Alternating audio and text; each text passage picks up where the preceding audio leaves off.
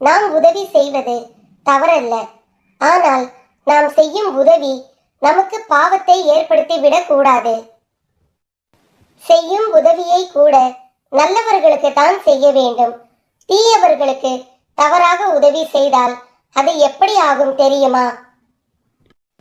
மனிதனாக பிறந்த அனைவரும் ஒருவருக்கு ஒருவர் உதவி செய்து வாழ்வதுதான் உண்மையான மனிதனின் இயல்பு.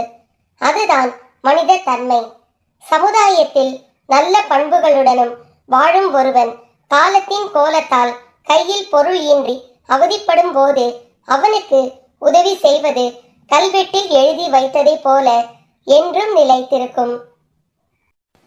அவன் தான் பெற்ற உதவியை தனக்கு உதவியவர்களுக்கு திருப்பி செலுத்த இயலவில்லை என்றாலும் தன் வாயார மனதார அந்த உதவியை மறவாமல் என்றென்றும் நன்றியுடன் நினைத்திருப்பான். தீயவனுக்கு அவன் தீயவன் என்று தெரியாமல் நாம் செய்யும் உதவி கூட அவன் செய்யும் தவறுகளுக்கு நாம் அளித்த பொருளும் ஒரு உதவியாக இருக்கும். அதனால் உதவி செய்த நமக்கும் துன்பங்கள் வருவதற்கு வாய்ப்புகள் அதிகம் உள்ளன. அதனால் இந்த தவறு மட்டும் செய்து விடாதே. யார் யார் எதை வேண்டிக் கொள்கிறார்களோ அதையெல்லாம் பூர்த்தி செய்யக்கூடியவர் சத்குரு. ஆனால் பக்தரோ மாறாத நம்பிக்கையுடன் குரு மீது நம்பிக்கை வைத்து பூஜிக்க வேண்டும். சூரியனை மறைக்க முடியாது, அதுபோல குருவின் மகிமையை ஒழிக்க முடியாது. அது 10 திசைகளிலும் தானாகவே பரவி பெருகியது. யார் சாத்வீகமான குணம் உள்ளவர்களோ அவர்கள் வீடு தேடி செல்பவரான குருதேவர் அந்த வீட்டில் உள்ளவர்களுக்கும் இகம் பரம் இரண்டுக்கும் தேவையான செல்வம் அளித்து ஆசீர்வதிப்பார். பரம புருஷரான சத்குருவுக்கு ஏழைக்கும் ராஜ்யத்தை அளிக்கும் சக்தி உண்டு. அதே சமயம் அவருக்கு கோபம் வந்தால் எதையும் சாம்பலாக்கி விடுவார். பிரம்மதேவன் எழுதுகிற தலையெழுத்தை கூட தனது இடது காலால் தேய்த்து நல்ல விதமாக மாற்றும் மகாசக்தி படைத்தவர் சத்குரு. கலியுகம் எப்படி இருக்கும் என்ற ஒரு பக்தரின் கேள்விக்கு சாய் கூறிய பதில்: கலியுகத்தின் தாக்கத்தால் அறநெறி, உண்மை, தூய்மை, பொறுமை, கருணை, ஆயுள் காலம், உடல் வலிமை, ஞாபக சக்தி ஆகிய அனைத்தும் மனிதர்களிடையே நாளுக்கு நாள் குறைந்து கொண்டே வரும். கலியுகத்தில் பொருட்செல்வம் மட்டுமே ஒரு மனிதனின் மதிப்பை அளவிடும். மற்றபடி ஒருவனின் முறையான பழக்க வழக்கங்கள் மற்றும் நல்ல பண்புகள் அடிப்படையில் அவன் மதிப்பிடப்படுவதில்லை.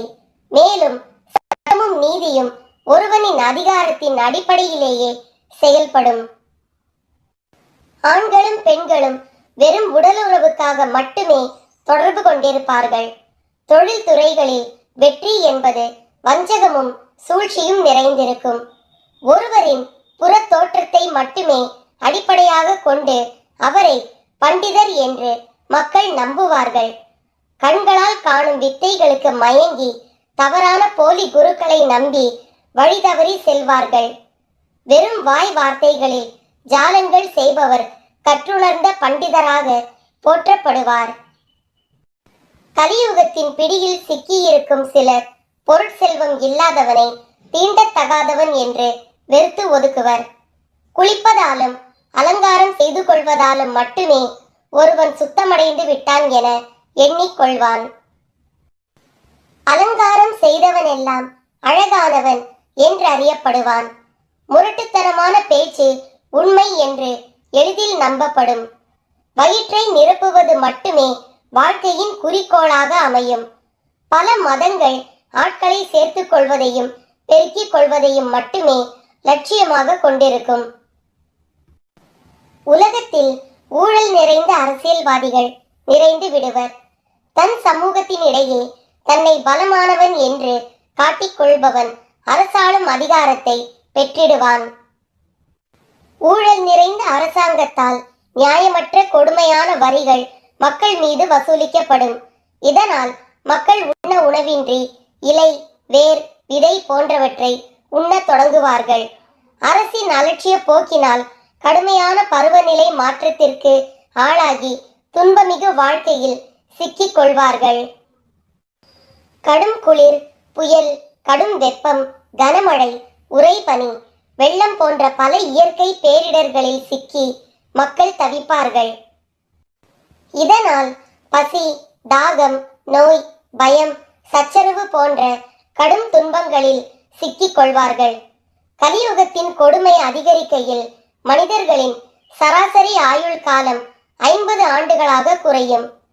தன்னை ஊட்டி வளர்த்த பெற்றோர்களை இறுதி காலத்தில் கவனித்துக் கொள்ளும் தர்மத்தை மகன் மறப்பான். பொருளுக்காக மனிதன் இன்னொரு மனிதனிடம் வெறுப்பு, பொறாமை போன்ற உணர்ச்சிகளை வளர்த்து கொள்வான். நட்பு என்ற உயரிய பண்பை போற்றாமல் தன் சுற்றத்தாரையும் உறவினரையும் கூட கொல்ல துணிவான். வெறும் பகட்டுக்காகவும் புகழுக்காகவும் மட்டுமே தானம் அளிப்பார்கள். தற்பெருமைக்காக மட்டுமே நோன்பு இருப்பார்கள். தர்மத்தை பற்றிய அறிவாற்றல் இல்லாதவர்கள் மதங்களை உருவாக்கி மக்களை கவர்ந்து தவறான அதர்ம பாதைக்கு இழுத்து செல்வார்கள். தனக்கு இனி பயன்பட மாட்டான் என்ற பட்சத்தில் தனக்கு இத்தனை காலமாக உழைத்து தந்த தொழிலாளிகளை முதலாளி கைவிடுவான். இத்தனை காலம் பால் கொடுத்த பசு பால் கொடுப்பது குறைந்து விட்டால் அப்பசுக்களும் கொல்லப்படும். நன்றி கடன் மறக்கப்படும். நகரங்களில் கொள்ளையர்கள் அதிகரிப்பர். வேதங்கள் கயவர்களால் தங்கள் சுயநல கோட்பாடுகளை பரப்ப பொய்யான முறையில் மொழிபெயர்க்கப்படும். அரசியல்வாதிகள் மக்களை மெல்ல மெல்ல பலவிதமாக கொடுமை செய்வார்கள். போலி ஆசாரியர்கள் தோன்றி பக்தர்களை உபயோகப்படுத்தி தங்கள் வயிறுகளையும் காமத்தையும் பூர்த்தி செய்து கொள்வார்கள். கலியுகம் துன்பங்கள் நிறைந்தது. ஆனாலும் 1/4 பங்கு தர்மம் உள்ளது. கலியுக துன்பங்களில் இருந்து நம்மை காத்துக்கொள்ள கண்டிப்பாக நமக்கு ஈஸ்வரனின் துணை தேவை.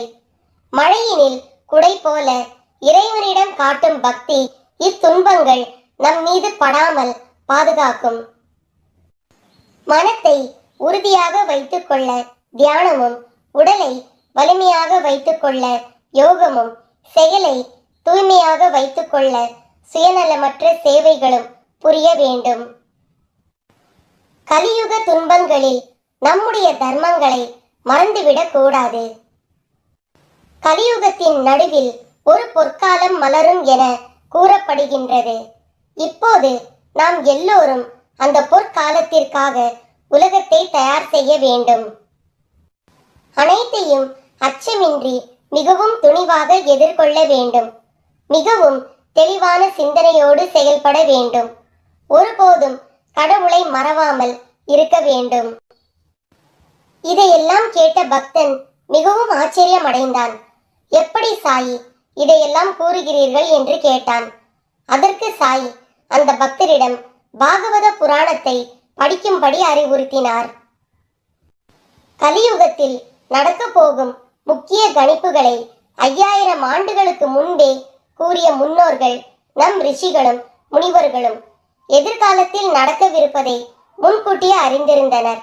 அது அவர்களின் அதீத அறிவாற்றலினால் அவர்கள் கண்டறிந்த உண்மைகள். பாகவத புராணத்தின் இறுதி பாகத்தில் கலியுகத்தை பற்றிய சில அரிய தகவல்கள் நிறைந்துள்ளன. 5000 ஆண்டுகளுக்கு முன் ரிஷிகள் அருளிய கலியுகத்தை பற்றிய குறிப்புகள் அத்தனையும் மிக பொருத்தமாக அமைந்துள்ளது. மிகவும் வியக்கத்தக்க ஒன்றாகும். சாயிராம் சாயிராம் என்று உதடுகளால் சொல்லி உள்ளத்தால் என்னை விட்டு தள்ளி நிற்காதே. நான் உன் உள்ளத்தை பிச்சையாக கேட்டு நிற்கிறவன். எதற்காக பிச்சை எடுக்கிறேன்? என் குழந்தை உனக்காக.